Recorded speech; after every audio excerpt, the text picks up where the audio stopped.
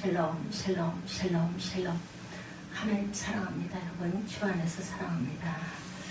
출애굽기 9장 27절에서 35절, 거룩한 바보, 이런 제목으로 함께 은혜를 나눕니다. 27절 말씀 보죠. 9장 27절.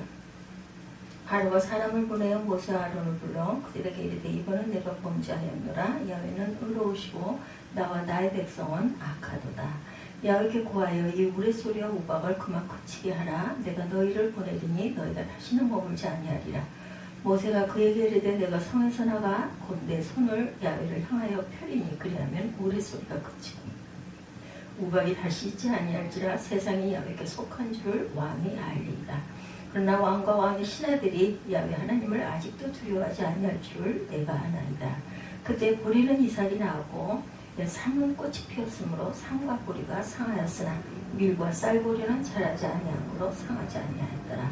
모세가 바로를 떠나 성에서 나가 야훼를 향하여 손을 펴매 우레소리와 우박이 그치고 비가 땅에 내리지 아니하니라. 바로가 비와 우박과 우레소리가 그친 것을 보고 다시 범죄하여 마음을 완악하게 하니 그와 그의 신하가 꼭 같더라. 바로의 마음이 완악하여 이스라엘 자손을 내보내지 아니하였으니 야훼께서 모세에게 말씀하신 것과 같더라. 이렇게 끝이 나죠. 태풍이 오는 가운데 제천에서 전국 감리교 목회자 탁구대회가 있었다고 하네요. 몇 년 전의 일입니다.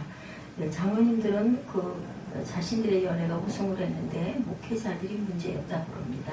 대회 며칠 전 목회자 선수가 없다고 참여해달라고 해서 선수로 참여하신 분의 말씀이에요.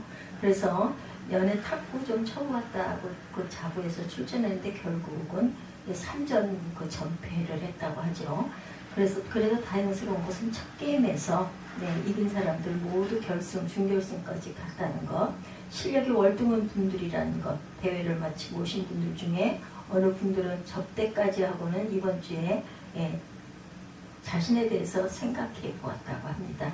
한때 탁구도 좀 쳐보았고 신학생 시절에 혼란기를 겪을 때도 당구도 좀 쳐보았고 목회를 하면서도 테니스도 쳐보았고 전도사 시절, 부목사 시절에 교회 학교 교사들, 청장년들과 클럽을 만들어서 볼링도 하셨다고 그래요. 한때는 또 축구도 하셨었다고 합니다. 작년에는 어떤 권사님과 장모님의 권유로 골프채도 잡아보셨다고 해요. 또 최근에는 어떤 권사님의 권유로 배드민턴도 몇 번 쳤는데 재미있어서 새벽에 가족들 다 데리고 나가서 치기도 했다고 합니다. 몇 년 후에는 게이트볼도 하게 되지 않을까 하는 생각이 든다고. 뿐만 아니라 아주 취미도 이분은 다양합니다. 등산도 즐기고 낚시도 좋아해서 1년에 한 번 휴가 때는 또 하기도 한다고 하죠. 산에 나물 캐러 가는 것도 아주 좋아하신다고 합니다. 냇가에서 물고기 잡는 것도 좋아하고 물에서 다슬기 줍는 것도 아주 좋아하신대요. 요즘 같은 계절에는 조금 더 있으면 밤도 또한 더 춥겠죠. 가을이 되게 되면. 아주 이런 다양한 취미, 하나님이 많은 달란트를 그리고 주시고 또한 그런 것에 도전하고 싶어하는 용기도 허락하시는 분인 것 같습니다. 부럽습니다. 발로 밤가시를 비벼서 토시한 밤을 꺼내는 것은 얼마나 즐거운 일인지 모른다 그래. 저도 옆에서 본 적이 있습니다. 이런 밤 떨어진 것들 발로 이렇게 밟아가지고 비비면 속에서 아주 반질반질한 밤이 나오는 거 저도 보았습니다. 어떤 분들이 밤 주러 간다 하는데 함께 가져가는 분이 한 분도 없더랍니다. 그래서 주문 밤만 가져왔다 그래요. 밤을 줍는 자체가 아주 즐거운 일이라고 그래요. 목회는 언제 하냐고 하는 표정도 계시지만 염려할 것 없습니다. 저희 문제는 그 중에 제대로 하는 것이 하나도 없다는 거, 뭐든지 좋아하는데 푹 빠지는 것이 없다고 그래요. 10 중에서 그것만 하는 그런 종목이 없고 탁구나 테니스도 전국대회에 나가고 하는데 모두 다 예선 탈락이었다고 합니다. 자신에 대해서 묵상을 해보셨대요. 무엇을 하든지 거의 다 낄 수는 있는데 특별히 그 중에 잘하는 것이 없더랍니다. 늘 고등학교 때 누가 질문을 했다고 그래. 자신의 장점과 단점이 무엇이냐. 한참 생각한 결과 대답을 했다고 그러죠. 저의 장점은 특별한 단점이 없다는 것입니다. 이렇게 대답을 했다고 그러시네요. 그렇다면 제 단점은 특별한 장점이 없다는 것입니다.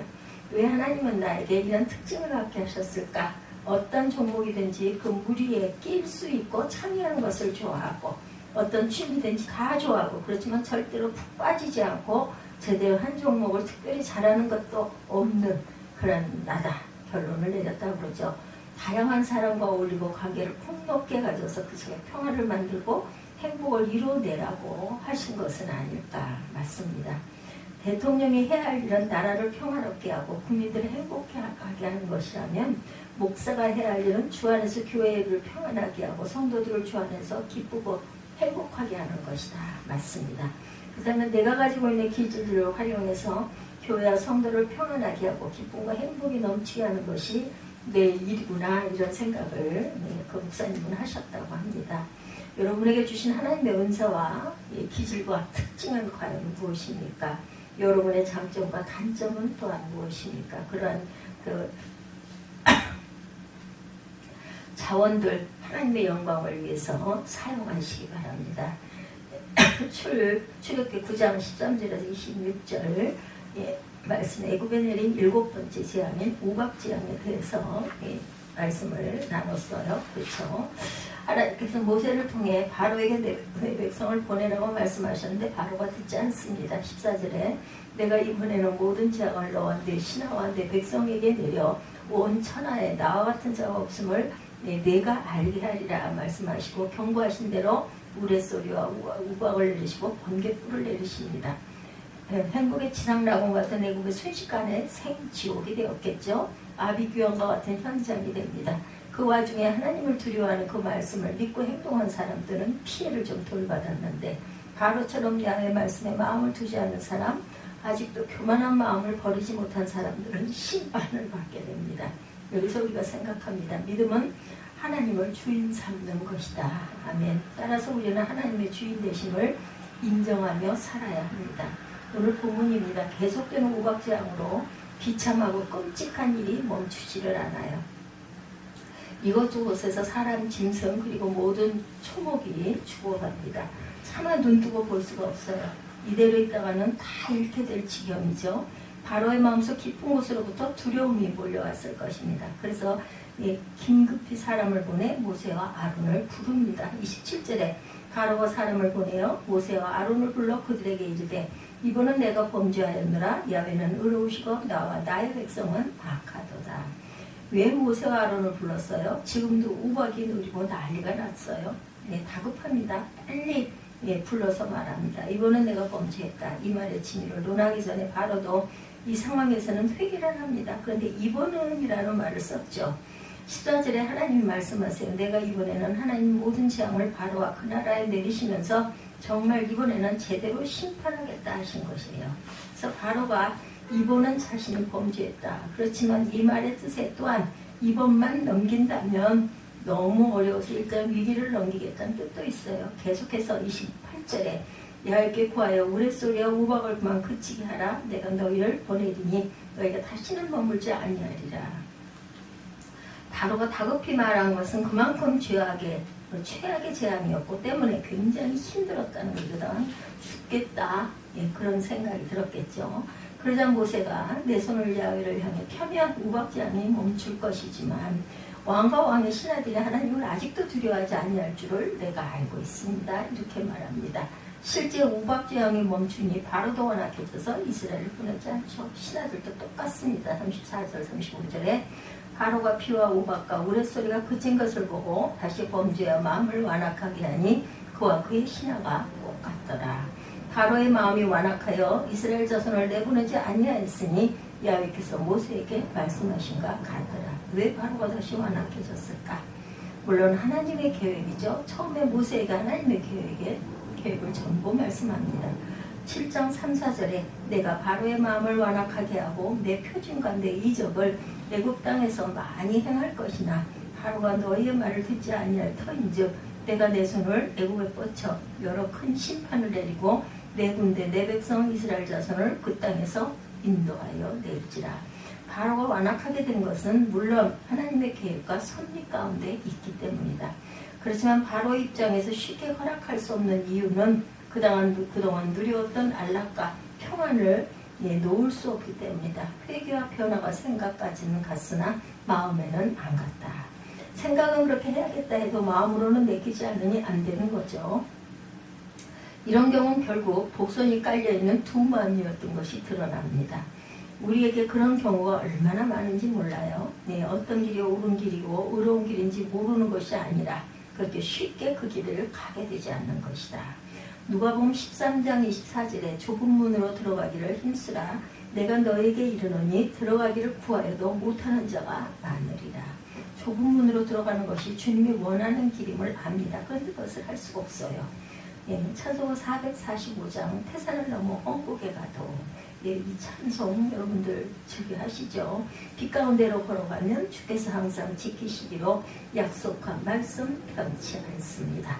태산을 넘어 험곡에 가는 거예요. 주님의 빛 가운데로 가는 거. 근데 태산을 넘어 험곡에 가는 것이 쉽지가 않아요. 안 돼요. 예, 찬송가 461장에도 십자가를 질 수 있나 주가 물어보실 때 죽기까지 따르오리 성도 대답하였다. 그런데 어떻게 됐어요? 그렇게 하는 실전한 사람이 없죠. 주님이 나를 위해 십자가를 질 수 있겠니? 라고 물어보실 때 죽을 때까지라도 따르겠습니다 라고 말을 해요. 근데 그것이 쉽게 되지가 않습니다. 그런 사람들 가운데 정말 주님의 원하시는 길을 가는 사람들이 또한 있어요. 저는 그런 사람들을 거룩한 바보다 이렇게 말합니다. 여기서 기억할 것, 하나님은 거룩한 바보를 쓰십니다. 거룩한 바보가 뭘까? 거룩한 바보는 주께 맡기고 하는 것이 거룩한 바보다. 마태복음 5장에 예수님의 산상수훈은 팔복의 말씀으로 시작을 하죠. 5장 5절에 심령이 가난한 자는 복이 있나니 천국이 그들의 것이요. 심령이 가난한 자, 애통하는 자, 온유한 자, 의에 줄이고 목마른 자, 긍휼히 여기는 자, 마음이 청결한 자, 화평하게 하는 자, 의를 위하여 박해를 받은 자 모두가 주께서 모든 것을 맡기고 사는 삶을 사는 것이죠. 주께 맡기고 사는 것. 예, 여러분 믿음 생활은 충성이 아니라 절대 의존의 삶이라는 것이에요. 예, 또한 흥정이 아니라는 것. 그럼 절대 의존이란 무엇인가? 절대 의존은 종이배와 같다. 종이배는 자체 통제력이 없죠. 그냥 물결이 흐르는 대로 떠갑니다. 하나님의 이끌림이 있는 곳을 따라가요. 또 절대 의존은 수영과 같습니다. 제가 수영을 배우게 된 계기, 어려서부터 물가에 갈 기회가 있으면 아이들과 물장난하면서 수영도 조금 배웠었죠.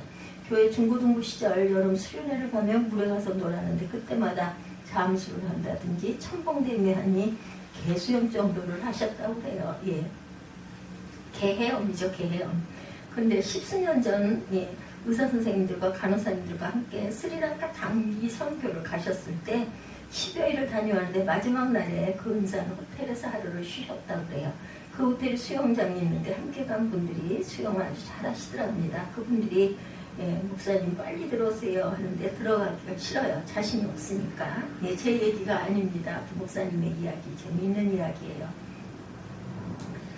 하도 원하길래 어쩔 수 없이 들어갔대요. 수영해보세요. 아차. 그런데 실수였죠. 그때 수영을 하면 안 되는 건데 그만 습관 같은 개 수영을 했다고 하죠.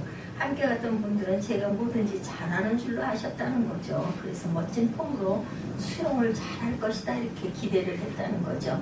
예, 근데 볼품없이 개헤엄을 그때 그분들의 표정을 잊을 수가 없으셨다고 합니다. 그래서 돌아와서 바쁜 가운데서 새벽기도 끝나는 수영 강습을 받으셨고 그것도 겨울에 수영장 찬물에 정말 들어가기 싫은데 그 이후에 가족 모두를 차례로 수영을 가르쳤다고 합니다. 예, 그래서 그 가족은 물개 가족이 됐고 자신도 정폼으로 시범 한번 보여도 흉하지 않을 정도가 되셨다고 합니다. 할렐루야입니다. 축복합니다. 근데 수영을 처음 배울 때 지독한 선생님을 만났대요. 처음인데 깊은 물로 그냥 막 걸어 들어가라고 하더랍니다. 억지로 얼마나 무섭든지 막 허우적댔다고 그러죠. 근데 호흡법을 가르쳐주고 들어가래요. 근데 이번에는 다르더랍니다. 어떻게 하든지 호흡만 하면 되는 거죠. 그 이후에 물에 뜨려고 해도 안 떠지더래요. 그냥 물에 몸을 맡기면 되는데 그리고 숨만 쉬면 되는데 수영은 물에 몸을 맡기는 것이구나 라는 걸 깨달으셨다고 합니다. 거룩한 바보의 삶은 수영과 같습니다. 그냥 맡기면 돼요. 결국 거룩한 바보의 삶은 주께 맡기는 순전한 삶이다. 거룩한 바보는 내려놓는 삶입니다. 예, 동의합니다. 나무가 잎이 무성해서 건강한 거죠. 예, 그 잎들이 햇볕을 받고 광합성 작용을 잘해야 양분을 저장해서 열매를 더 맺게 됩니다. 그렇지만 겨울이 깊어지면 그 잎들을 놓아야 되죠. 그 잎을 갖고 있으면 안 됩니다. 잎을 놓아야 다시 봄이 왔을 때 깨어나서 새로운 활동을 할 수가 있다는 거죠. 우리가 진정한 그리스도인으로 살려면 그리스도를 닮아가야 하고 그리스도를 위해 살아야 하고 그리스도를 전해야 합니다. 그러기 위해서 내 욕심을 내려놓아야 하고 세상에서 약삭빠르게 실리를 쫓는 것을 내려놓을 줄 알아야 된다. 여러분들 들어보셨죠? 장기려 박사님, 외과 의사셨고 신실한 신앙이셨고 장로님이셨던 분입니다. 춘원 유광수 선생의 사랑이라는 소설을 썼는데 그 소설 속의 주인공이 장기려 박사를 모델로 썼다고 합니다. 예. 장기려 박사는 그 이야기만 하면 자신은 그런 인물이 못 된다고 극구 부인을 한다고 하죠. 그 박사님은 의사로서도 놀라운 업적을 남기셨기에 국민훈장도 받으셨고 막사이상 등 많은 상을 받으신 분이라고 하죠. 그분은 1995년 12월 25일 성탄절에 별세를 하셨네요. 자신은 집 한 칸 없이 협소한 사택에서 지내면서 마지막까지 가난하고 소외된 사람들에게 밥여와 봉사정신으로 인수를 펼쳐서 한국의 성자로 칭송을 받고 있다고 그러죠. 그는 많은 사람들에게 존경받고 있지만 사실 자신은 거룩한 바보의 삶을 사셨어요. 하나님의 관심사는 거룩한 바보에 있다. 하나님은 거룩한 바보를 쓰십니다. 예, 그리스도는 정말 거룩한 바보, 하나님의 뜻을 쫓아 바보로 100% 손해보고 희생하고 인내하셨기에 우리의 구주가 되신 예수 그리스도십니다. 오늘 본문의 바로는 진정한 돌이킴이 없는 두 마음을 품었죠. 예, 그리스도인들 우리는 복성 깔려있는 두 마음을 절대로 가지지 맙시다. 예. 그 김소엽 시인의 오늘을 위한 기도라는 시 보았습니다. 잃어버린 것들에 애달파하지 아니하며 이 찬양 우리 많이 하죠. 살아있는 것들에 연연히 하지 아니하며 살아있는 일에 탐욕하지 아니하며 나의 나됨을 버리고 오직 주님만 내 안에 살아있는 오늘이 되게 하소서. 예. 가난해도 비굴하지 아니하며 부유해도 오만하지 아니하며 모두가 나를 떠나도 외로워하지 아니하며 소중한 것을 상실해도 갈망하지 아니하며 오늘 살아있음에 감사하고 격려하는 하루가 되게 하소서. 누더기를 걸쳐도 디오게네스처럼 당당하며 가진 것 다 잃고도 욥처럼 하나님을 찬양하며 천하를 얻고도 다윗처럼 엎드려 회개하는 넓고 큰 폭의 인간으로 넉넉히 사랑 나누며 오늘 하루 살게 하소서. 아주 거룩한 바보의 삶이죠. 아주 아름다운데 이거 이렇게 할 수 있는 사람이 과연 얼마나 있을까. 혹시 너무 똑똑한 여러분들은 아니십니까? 손해볼 줄도 인내할 줄도 희생할 줄도 모르는 그런 사람들은 아닌가. 네, 하나님은 거룩한 바보를 쓰신다. 네, 찬송가 450장이죠. 내 평생 소원 이것뿐 주에 일하다가 이 세상 이별하는 날 주 앞에 가리라. 바로와 같은 두 마음이 아니라 순전하게 거룩한 바보의 삶을 살아서 하나님께 쓰임받고 하나님의 은혜 가운데 사는 저와 여러분들이 되시기를 주님의 이름으로 축원합니다. 예, 오늘 말씀 출애굽기 9장 27절에서 35절 거룩한 바보, 이런 오늘을 위한 기도와 같은 그런 내용의 삶을 사모하며 닮아가기를 애쓰는 저와 여러분들이 되시기를 주님의 이름으로 축원합니다.